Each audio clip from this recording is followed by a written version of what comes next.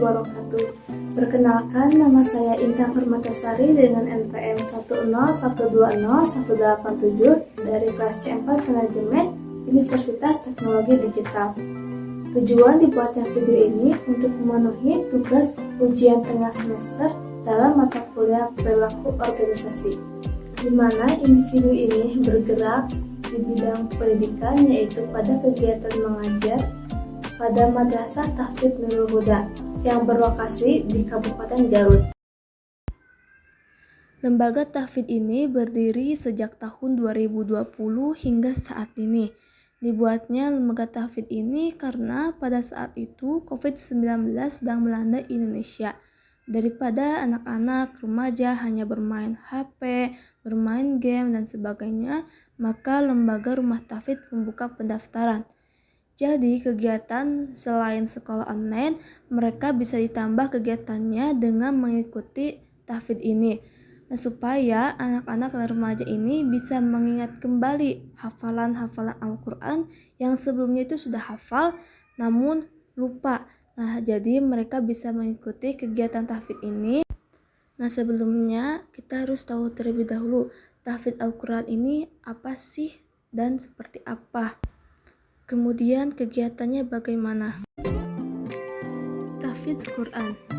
Tahfidz Quran adalah proses menghafal Al-Quran dengan baik dengan cara membaca maupun mendengarkannya secara berulang-ulang sampai hafal, sehingga setiap ayat mampu dibaca tanpa melihat mushaf. Penulisan dalam bahasa Indonesia tahfidz Quran adalah sama seperti tahfidz Al-Quran atau bahkan sekarang ditulis tahfidz Quran. Selanjutnya mengenai perilaku individu. Apa sih yang dimaksud dengan perilaku individu? Perilaku individu dalam organisasi adalah bentuk interaksi antara karakteristik individu dengan karakteristik organisasi. Setiap individu dalam organisasi semuanya akan berperilaku berbeda satu sama lain, dan perilakunya adalah ditentukan oleh masing-masing lingkungannya yang memang berbeda. Pada organisasi ini ada 5 individu karakteristik, di mana dari segi usia, 1 yang berusia 30 tahun dan 7 lainnya berusia 22 tahun sampai 24 tahun. Berdasarkan studi tentang hubungan usia, pekerja yang lebih tua itu lebih rendah ternafasnya. Secara umum, pekerja yang lebih tua ini menunjukkan tingkat ketidakhadiran yang bisa dihindari atau tidak.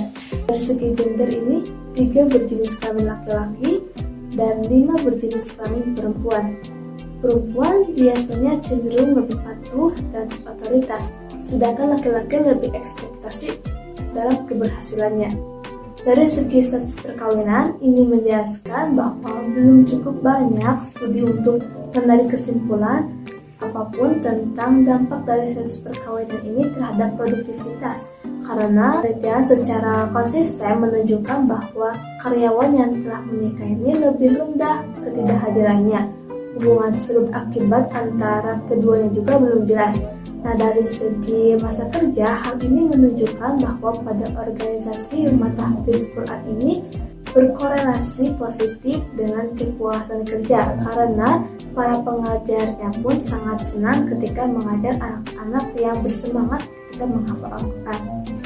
Nah, untuk aspek nilai dan sikap pada organisasi rumah tahfidz ini, jika dilihat dari segi nilai, yaitu mereka melakukan sebuah kegiatan atau mengajar secara profesional dan juga bertingkah laku untuk mencapai suatu tujuan yang akan dicapai. Adapun organisasi ini termasuk ke dalam tipe nilai instrumental karena cara bertingkah laku yang lebih disukai atau cara untuk mencapai nilai terminal seperti ambisius, terbuka, riang, bersih, jujur, dan patuh.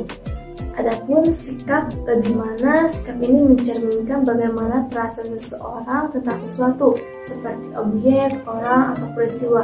Adapun tipe sikap pada organisasi ini yaitu tipe kepuasan kerja, karena hal ini menunjukkan seberapa puaskah para pengajar ketika membimbing para penghafal Al-Quran untuk bisa menjadi seorang hafid atau hafizah dengan memberikan respon sangat puas, atau tidak puas.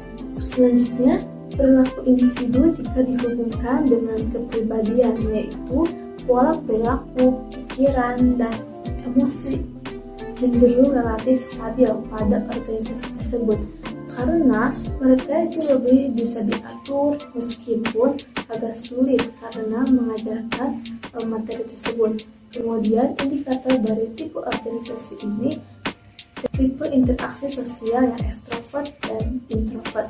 Di sini saya mengambil data melalui Big Five model, salah satunya yaitu openness to expression. Karena mereka cenderung lebih banyak imagination, sensitivity, karena dimensi ini menggambarkan jangkauan minat seseorang. Mengenai kepribadian adalah keseluruhan cara seorang individu bereaksi dan berinteraksi dengan individu lain. Di samping itu, kepribadian sering diartikan sebagai ciri-ciri yang menonjol pada diri individu, seperti kepada orang yang pemalu dikenakan atribut berkepribadian pemalu. Adapun untuk kepribadian ini masuk ke dalam tipe B karena merasa tidak perlu menunjukkan atau membicarakan keberhasilan serta potensi, dapat bersikap santai tanpa merasa bersalah. Dari segi emosi ini lebih ke sabar karena tidak mudah mengajari anak-anak untuk bisa hafal Al-Quran serta butuh kesabarannya ekstra, apalagi mengajari yang usianya itu 4-6 tahun. Itu merupakan sebuah PR yang cukup besar karena emosi ini jika tidak bisa mengontrolnya dengan baik maka akan menghambat prestasi kerja, terutama emosi negatif. Akan tetapi bisa juga meningkatkan prestasi kerja. Kemudian untuk segi persepsi, organisasi ini berhubungan dengan teori atribusi karena seseorang mengamati perilaku yang mencoba menentukan apakah perilaku itu disebabkan oleh faktor internal atau faktor eksternal. Dan jalan pintas yang saya gunakan melalui persepsi ini yaitu persepsi selektif, karena orang secara selektif itu menafsirkan apa yang mereka lihat berdasarkan minat, latar belakang, pengalaman, dan juga sikap mereka. Kemudian efek kontrak, yaitu penilaian atas karakteristik seseorang yang dipengaruhi oleh pembandingan dengan orang lain yang baru dijumpai dengan peringkat-peringkat yang lebih baik atau buruk dalam keyakinan yang sama. Ketika dalam mengamati sebuah keputusan, terkadang ada beberapa kendala bagi organisasi ini, yaitu kendala waktu, kendala historis, evaluasi kinerja, dan juga sistem imbalan. Dapat disimpulkan bahwa pada organisasi ini jika dikaitkan dengan perilaku, sikap, nilai, kepribadian, emosi, kemudian persepsi dan sebagainya, ini menunjukkan bahwa organisasi ini tidak memandang seseorang apakah dia itu sudah tua, muda, dan sebagainya. Meskipun ada beberapa organisasi yang memang memandang seseorang dari segi usia, sikap, dan sebagainya.